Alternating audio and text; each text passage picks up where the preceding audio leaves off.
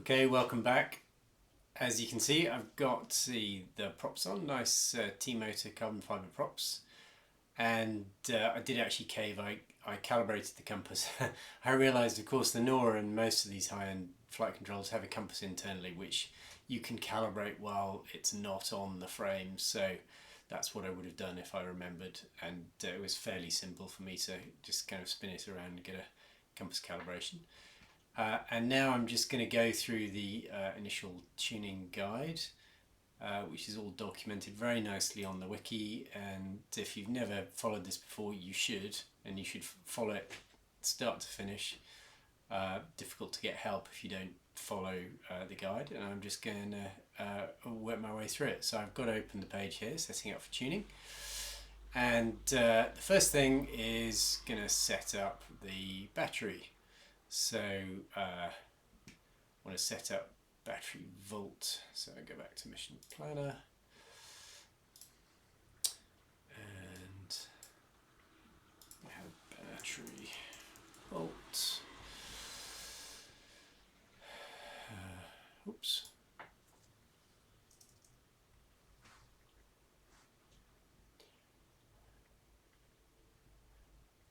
Okay, so whoops.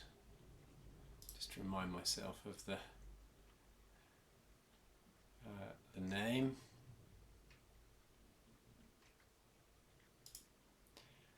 MOT bat volt max. Okay. MOT bat volt max. Okay.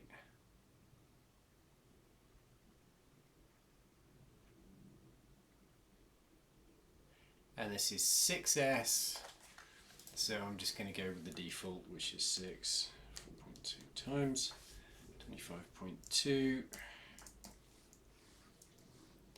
and then min, recommended 3.3 times 6, which is 19.8.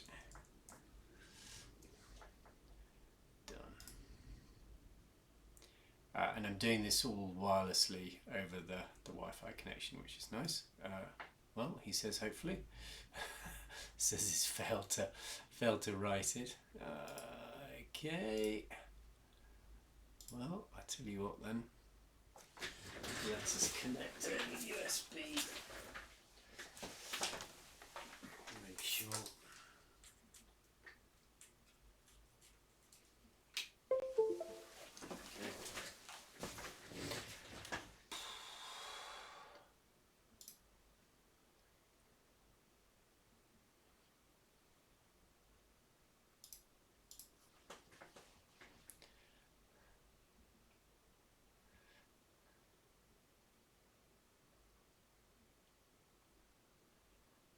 Yeah, interesting that it's. I wonder whether it's. I know what has happened. Yeah, the Wi-Fi wasn't connected. That's the problem with UDP. You can't tell whether something's connected on the other side. Okay, so we try this again. MOT bat.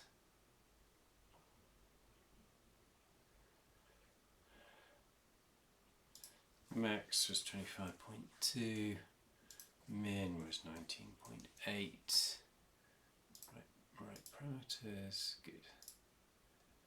Okay, so we set up those two, and the next thing to have a look at is thrust expo, and so this is based on the prop size. Again, this is very important for tuning, getting thrust expo right, at least getting it roughly right to start with. You can sort of fiddle with it after the fact, but if you look at this curve, what you find is that okay, this curve is based on prop size, but there's a different curve, which is the thrust expo. So the thrust this is about linearizing the thrust, and the reason you want to linearize the thrust is so that the values you tune with are correct for very high thrust values and very low thrust values.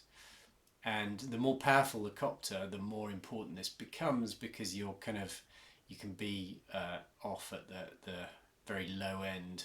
If you've got a very low hover throttle, you can be on a very non-linear part of the curve, which means when you hit high thrust, high throttle, then the tuned values can be very incorrect, and this is where you get sort of instability at high thrust. And the same is true of low thrust, although less true for powerful copters, more true if you sort of got a sort of mid-range copter. Anyway, these are 16-inch props, I think, and so I want a thrust expo of, looks like about 0.7. Okay, we've got 0.65, 10-inch, yeah. Yeah, okay, so I'm going to go for 0.7, I reckon 16's about here, maybe a little over 0.7, but it's not far off there. Okay, so we'll go for MOT thrust expo.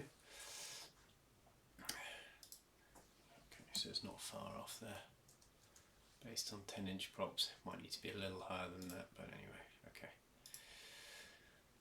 But you can see 0.7 is very different to say 0.55, which I've got on a 5-inch quad, or even 0.5 or 0.45 on a smaller quad.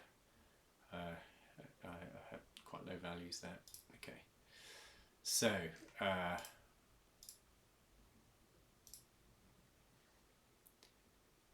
I've set MOT thrust expo, motor setup. Okay, so since I'm using D-shot, I don't need to set PWM max and min.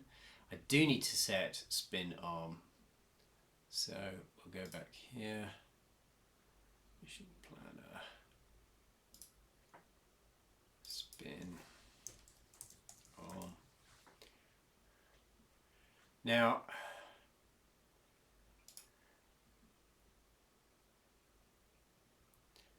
so what I really want to do is use the motor test feature to get the motor spinning, and I'm not going to do that on my desk.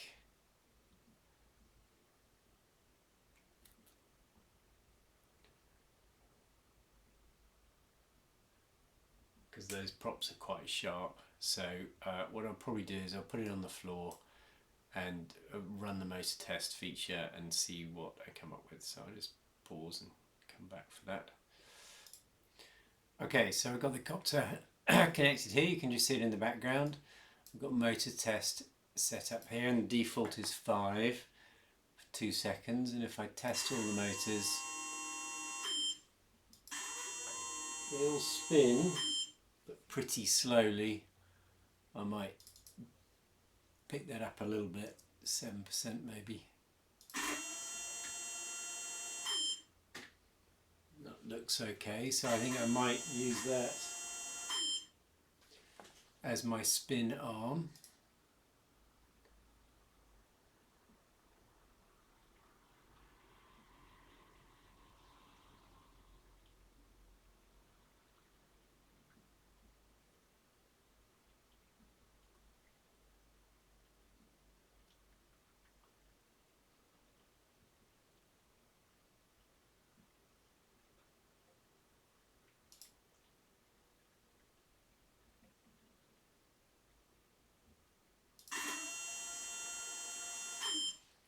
And if I look now at spin arm,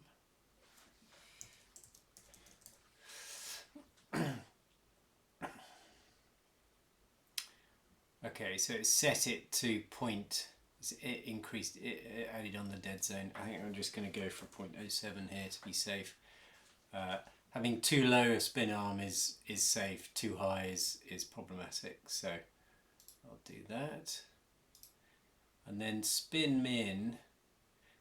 So spin min is difficult because spin min needs to be the motor throttle at which you're starting to get into the thrust curve, and so it needs to be high enough to be at the beginning of the thrust curve.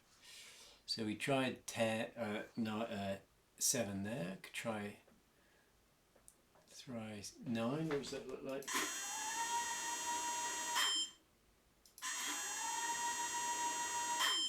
Which is quite high, but still very definitely sitting on the ground. 10. Yeah. 11. There you can see things blowing around a bit there, so I am beginning to generate some thrust. 12.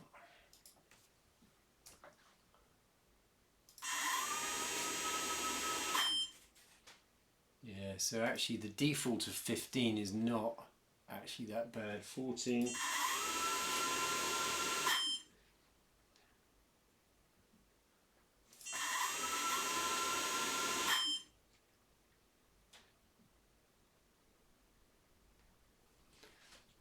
Let's just try 15 and see what that looks like.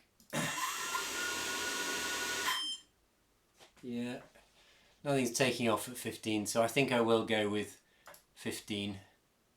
Okay,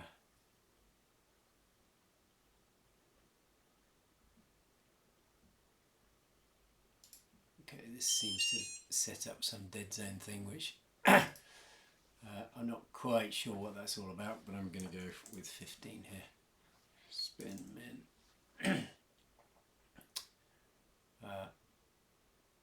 Okay, that's okay. So that's worrying. So spin min has been set below. The default seems to be something not very helpful. So anyway, I've set this to 15, which is the default, and 0.07, which seems okay. So I think the default is okay there. Good.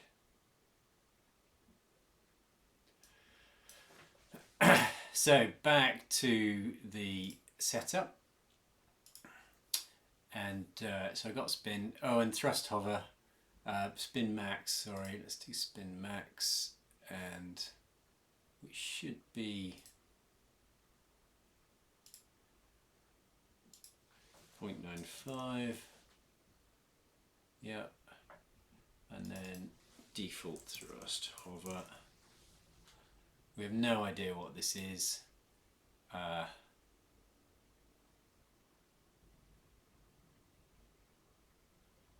And 0.35 is a little bit unsafe, so I'm going to make this 0.25. That seems fairly safe given that 0.15 is spin min. I have copters that hover at 0.15, so this is not nearly as powerful, but 0.25 seems like a safe value, so I'll go for that.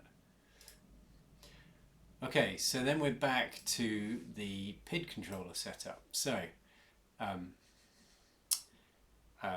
so I'm going to go with what it says here. So initial Excel filter is 10 Hertz, and then I've got 40 Hertz for 10-inch props, 20 Hertz for 20-inch props. So surprise, surprise, I'm going to pick 30 Hertz for the gyro filter. I suspect I can go higher than that, but not going to get into that until I've got a much better tune than I have at the moment. And then Excel Pmax, again we've got 50,000 for 20-inch, 20,000 for 30-inch, so I'm going to go for somewhere in the middle.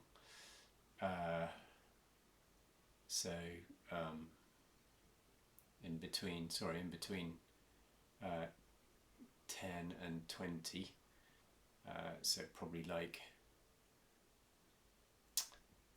80,000 maybe, 75,000.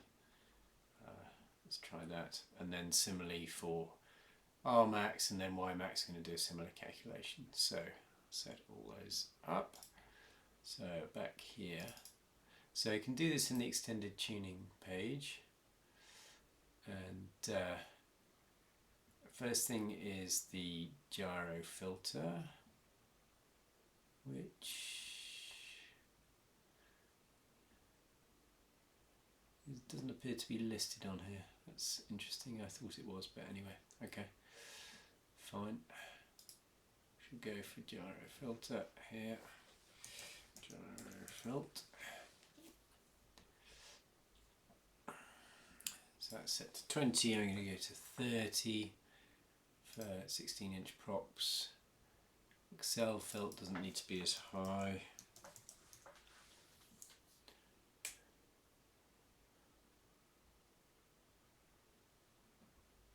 There we go, that's set to 20, so I'm going to go to 10 as it indicates for me.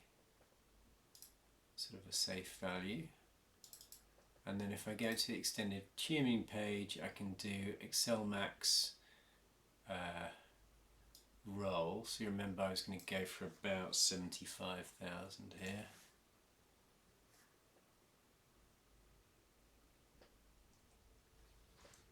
And similarly here, 75,000. And then on your, it was, the default was between 18,000 and 27,000, which is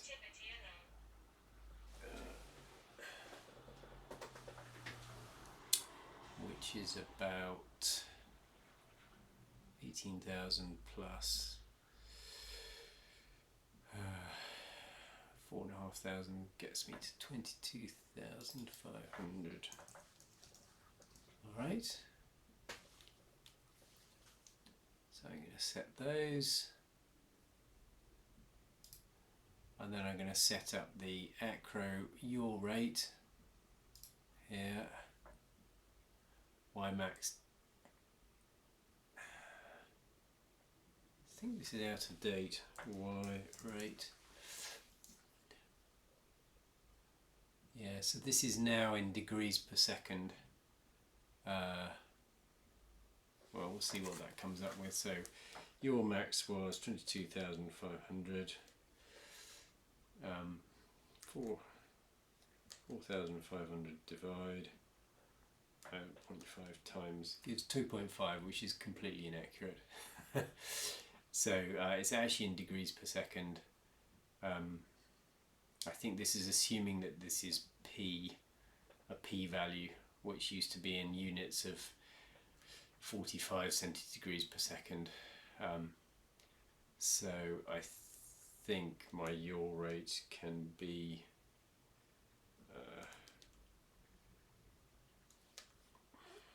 100 divide 0.5 times, I think 112 degrees per second. So I'm going to set that to 112 degrees per second. That's pretty low, but I shall, low is better often with these things, so I'm going to set that to 112. Yeah,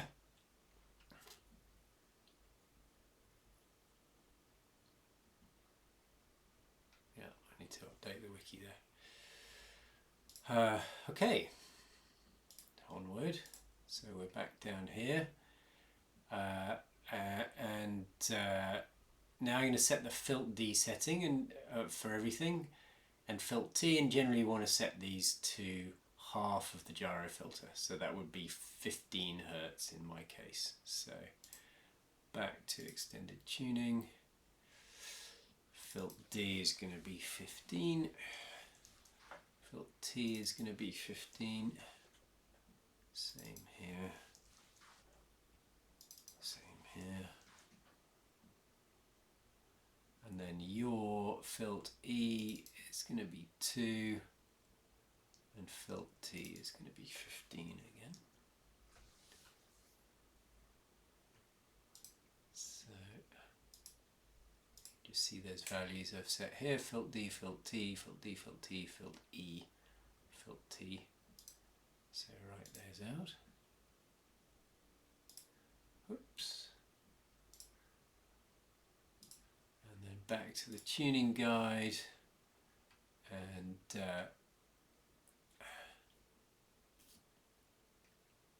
you can see here there's the graph gyro filter and prop size, so we're about here. So I set 30, so it's a little bit aggressive, but I'm okay with that.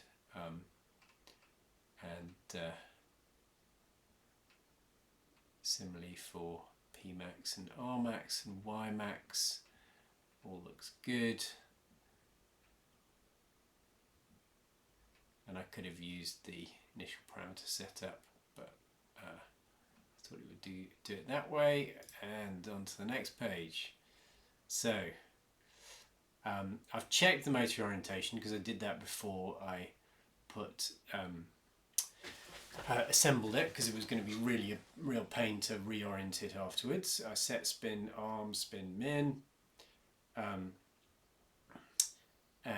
I want to make sure that mix man is at 0.1. So back to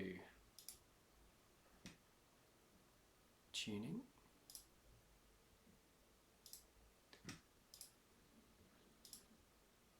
Okay. Mix man. I think that might be the default. Mix man is already at 0.1. And then it also, we've done thrust hover, done radio calibration, configure emergency stop motors. Yes, so I do want to set up my flight modes and make sure that I've got emergency stop set on one of the flight modes. So if I go to setup, and we go to flight modes, there we go, everything's set to stabilise. You can ignore the beeping in the background. I can do a quick motor test to stop it beeping. Okay, there we go. So back to flight modes. So I like to have this flight mode I'm on here as loiter. Not going to be flying in loiter for a little while. There's loiter there. I like to have this as stabilize, which is I like to have this as acro.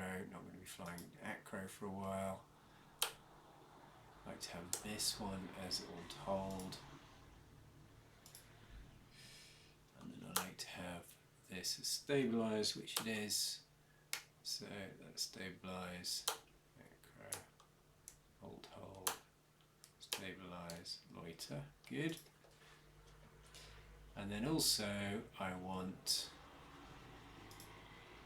e-stop, which I'm going to put on this switch here, which is radio 9. So config RC9.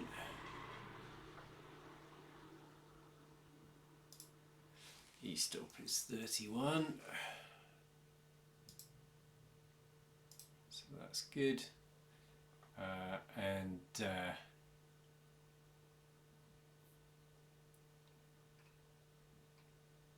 I've got everything there. Now,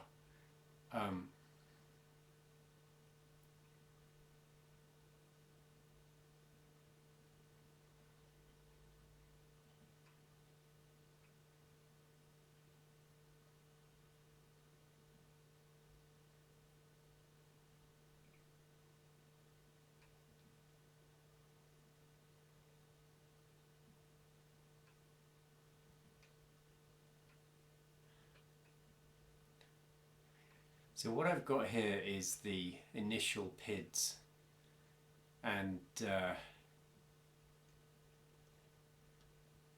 for a bigger copter they're probably okay. So the initial PIDs are for a 3DR iris, which is slightly smaller, and so the general rule of thumb is the bigger the copter you get, the higher the PIDs need to be, effectively, because you need more input to achieve anything. So I think using the initial PIDs is probably safe.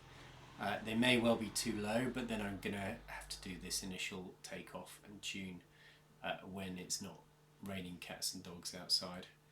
And basically look for oscillations as I take off. And this is always the scariest time, is the initial flight sort of, and I am going to get oscillations probably, but what I'll do is decrease pitch P and pitch D to take out those oscillations, and when I've got something flying and stabilized, then I can continue with the rest of the process. So I think that is generally me done until the weather clears. There's just a couple more settings I'm going to set that I like to do. I've got emergency stop. I am also going to check on battery minimum and maximum voltages. That's always something that's okay. So low volt is 6S, so this is set for 3S, I think. So low volt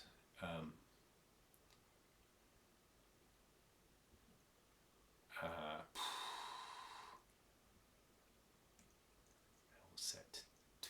I mean, 10.5 is 3.5, so 3.5 per cell, 3.5 per cell. Yeah, it's 21, so the equivalent is 21 here for 6S.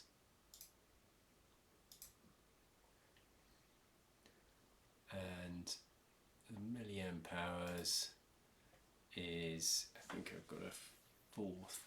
We'll make this 4,000. I'm actually going to fly with 2 batteries, but I think we'll make this 4,000 for now.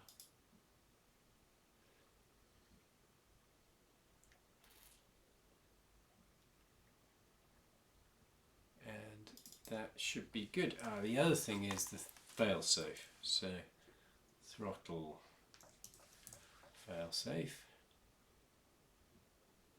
Gosh, I can never remember the name of this thing.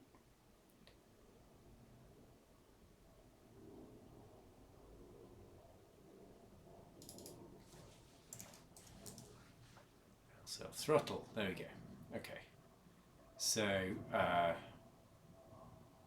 that looks like it's good, and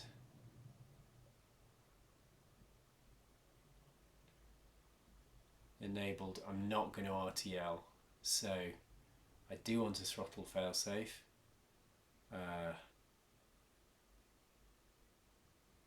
And I'm basically gonna, for now, gonna just land.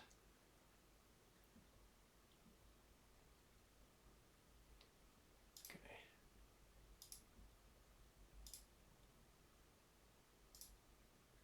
So I will now check that if I turn off the receiver, I get a throttle failsafe. Shut down the receiver. Okay. Radio failsafe on, that's what I want. Turn it back on again.